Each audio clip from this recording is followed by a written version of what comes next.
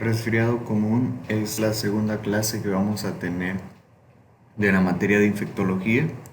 Y antes de comenzar con esta clase es muy importante definir qué es el resfriado común, o también llamado rinofaringitis o nasofaringitis. Es muy importante definir qué es, dado de que a partir de esta base nosotros vamos a poder conocer nuestra patología. Y el resfriado común no es nada más ni nada menos que la inflamación de la mucosa nasal y de la mucosa faríngea, que nosotros conocemos ya muy bien cada una de las partes de la faringe. Entonces, es una enfermedad causada por un virus. Esto es muy importante y muchas veces se pregunta.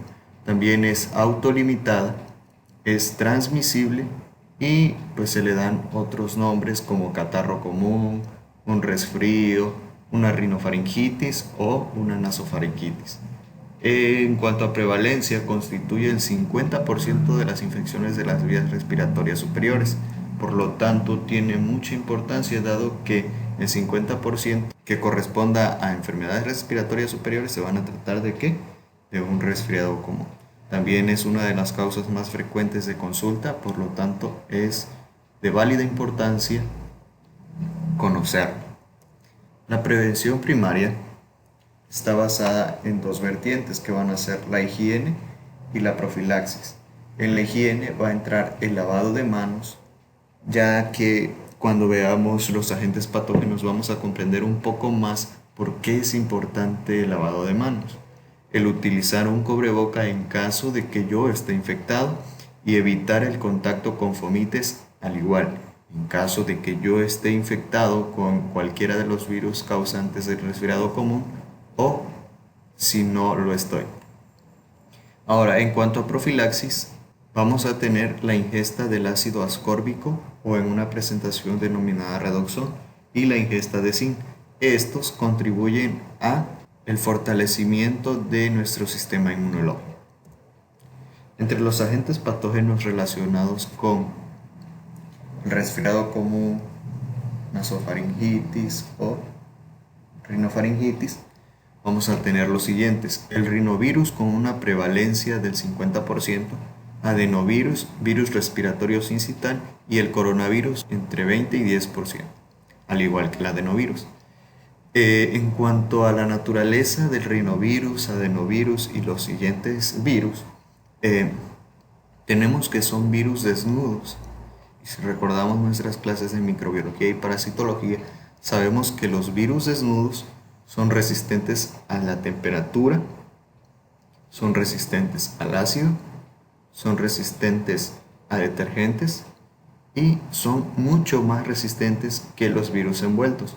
Por lo tanto, esta naturaleza de los virus determina su mecanismo de infección o su mecanismo de transmisión.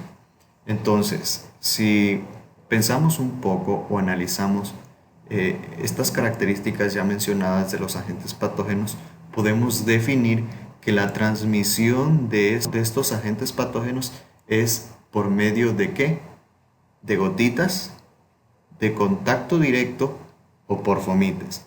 Esta es la razón que en la prevención primaria se tenga como primer punto el lavado de manos, como segundo punto utilización de cubrebocas y como tercer punto evitar el contacto con fomites, ya que el tiempo de vida promedio de un virus desnudo es alto. Ahora bien, si pensamos en alguna bacteria en el resfriado común, estamos rotundamente equivocados, ya que como comentamos en la definición de resfriado común, vimos que es una inflamación de la mucosa nasal y la mucosa faríngea, causada por ¿quiénes? Por los virus. Entonces, es un error pensar que un resfriado común es causado por una bacteria. Por lo tanto, es altamente innecesario dar a nuestro paciente ya sea un bacteriostático o un bactericida. En conclusión, no podemos dar un antibiótico en un resfriado común. En cuanto a periodo de latencia y patogenia, lo vamos a tener clasificado en días. De 1 a 3 días va a ser nuestro periodo de latencia. De 1 a 3 días el virus iniciará su replicación en la mucosa nasal o en la mucosa faríngea o en ambas. Después de estos 3 días iniciará lo que será el cambio tisular y precedente a este cambio tisular vendrán los signos y síntomas. Vamos a tener el día 1 la presencia de odinofagia, que no es nada más ni nada menos que el dolor al deglutir o el famoso dolor de garganta. El día 2 y el día 3, además de la odinofagia, vamos a presentar rinorrea, que será el escurrimiento nasal, y la obstrucción nasal o congestión nasal debida a nuestra rinorrea. Un poco más adelante vamos a definir cada uno de estos términos y vamos a ver que el resfriado común está acompañado no solo de estos, sino de otros síntomas y signos.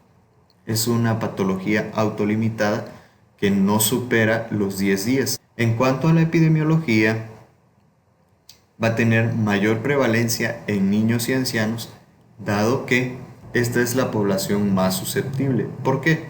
Porque su sistema inmune, en el caso de los niños, se está desarrollando y en el caso de los ancianos, su sistema inmune está inmunodeficiente. En cuanto a las regiones, tiene mayor frecuencia en regiones tropicales y en estaciones de finales de otoño e inicios de invierno. El cuadro clínico, muy bien. En el cuadro clínico vamos a tener un malestar generalizado que puede estar acompañado de cefalea, artralgias, mialgias, cansancio, y en los específicos vamos a tener rinitis, que nos va a producir rinorrea causada por la inflamación. ¿Por qué? Porque si recordamos un poco, en la inflamación hay una vasodilatación, lo que conlleva la migración de células inmunes y con esto también una permeabilidad de nuestro vaso. La rinorrea nos va a generar un goteo postnasal y este goteo postnasal va a generar en nuestro paciente la necesidad de toser, dado de que el goteo postnasal se define como la sensación de mantener flemas en la laringe. Por lo tanto, esto genera un reflejo de tos. El congestionamiento nasal, también ocasionado por la rinorrea, la epífora, que va a ser un hiperlagrimeo de los ojos, la odinofagia, que es el dolor de garganta común, la disfonía, que es la ronquera o incapacidad para hablar, y algo importante es para establecer un diagnóstico diferencial es que no hay presencia de exudado amigdalar. Todos estos forman parte del cuadro clínico del resfriado común. Una de las patologías en las cuales se genera mayor confusión al diagnosticar ya sea un resfriado común o una enfermedad alérgica, y esta genera cierta confusión en el ambiente médico. ¿Por qué? Porque mantienen un cuadro clínico muy parecido, a diferencia de que en la enfermedad alérgica, aparte de mantener un malestar general, de mantener una rinitis, una rinorrea, una obstrucción o congestionamiento nasal, un goteo postnasal, una epífora, una odinofagia, la enfermedad alérgica presenta prurito intenso en las cavidades nasales o cornetes nasales, o muy bien también puede presentar prurito intenso en las conjuntivas. En cuanto al tratamiento, vamos a tener AINES, antihistamínicos y profilaxis. AINES, ¿por qué? Porque vamos a tener odinofagia y en algunos casos el malestar general puede presentar fiebre. Y pues entre los AINES, los más conocidos, tenemos al paracetamol, al ibuprofeno, metamizol y naproxeno. Y en los antihistamínicos los vamos a utilizar para disminuir la rinorrea, la obstrucción nasal, etc. Y estos van a inhibir a la bradicilina, que en un proceso inflamatorio sabemos que ésta se encuentra elevada.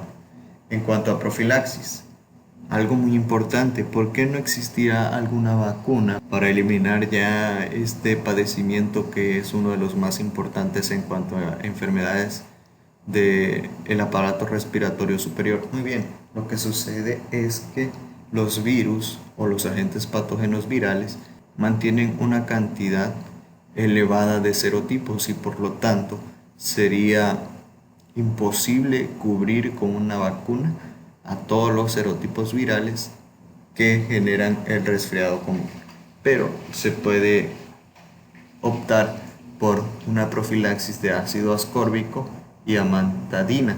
La amantadina se utiliza para tratar alergias y en este caso puede darse a nuestro paciente para evitar que genere una alergia como tal. Muy bien, esto es todo acerca del resfriado común. Espero les sirva de mucho y en la siguiente presentación abordaremos el tema de faringoamigdalitis y al final haremos una comparación entre el resfriado común y faringoamigdalitis. No olviden compartir este video y espero les sirva. Recuerda, hazte médico.